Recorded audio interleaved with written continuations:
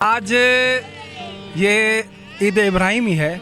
आपको याद होगा कि 2 साल पहले ईद उल अज़हा पे इसी प्रेस क्लब पे, इसी मैदान पे हम लोगों ने ईद की नमाज भी पढ़ी थी। इन्हीं में से पर्सन के जो भूख हड़ताल थी, जो एहतजाज था, वो कंटिन्यू मुसलसल था।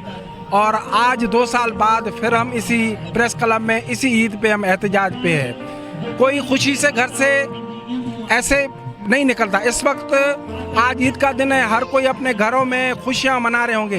ये मेरी बेटियाँ, ये मेरी बहनें जो आज अपने घरों में संवर सज के, जिनको बैठने के दिन थे, वो आज अपने प्यारों के बाजियाबी के लिए यहाँ बैठे हुए हैं। खुशी से कोई नहीं बैठा हुआ है। आपको पता है कि इस रियासत ने हमारे जितने नौजवानों को उठाया है, चलो भाई, आप कोई जुर्म है तो आप ज़ाहिर करो, आपका कोई ब्लेम है तो लगाओ, आपकी कोर्टें भी है, आपकी कचहरी भी है, आपका कानून है, लेकिन बस मुसलसल 5-5 साल तक गायब कर दो या फिर लाशें फेंक दो।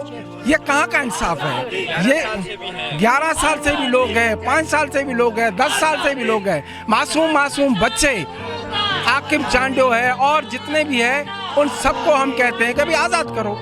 आज जो ईद के दिन हम बैठे हुए हैं तो कोई खुशी से नहीं आया, सारे काम काज छोड़ के हम अपने प्यारों के लिए आए हैं। तो हम इस आपके मीडिया के थ्रू हम ये कहते हैं कि भाई ठीक है, आप ऐसे नहीं छोड़े, आप थानों में ले आओ, आप अपने जितना आपका कानून है उससे तो आपको सजाएं दो, लेकिन कम से कम जाहिर तो करो हमारे बच्चों को।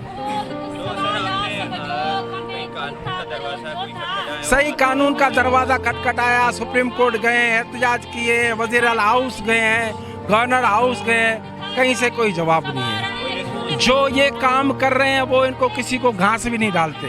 वो अपनी मर्जी से बंदे उठाते हैं, अपनी मर्जी के कानून बनाते हैं, ना इस मुल्क के आइन को मानते हैं, ना कानून को मानते हैं, अपनी मर्जी चलाते हैं। इस वजह से हम यहाँ दर से बेदर बैठे हुए हैं। हमारी माएँ बहनें, हमारे बच्चे, ये आज आप देख रहे हो आज किस गर्मी में हम लोग यहाँ बैठे हुए हैं। कोई शौक से नहीं बैठे हुए हैं, तकलीफ में बैठे हुए हैं। हमारे बच्चे नहीं हैं, माएँ अपने बच्चों के लिए बैठी हुई है, बीवियाँ अपने शोहरों के लिए बैठी, बहनें अपने भाइयों के लिए बैठी हुई है, बाप अपने बेटों के लिए बैठा हुआ है।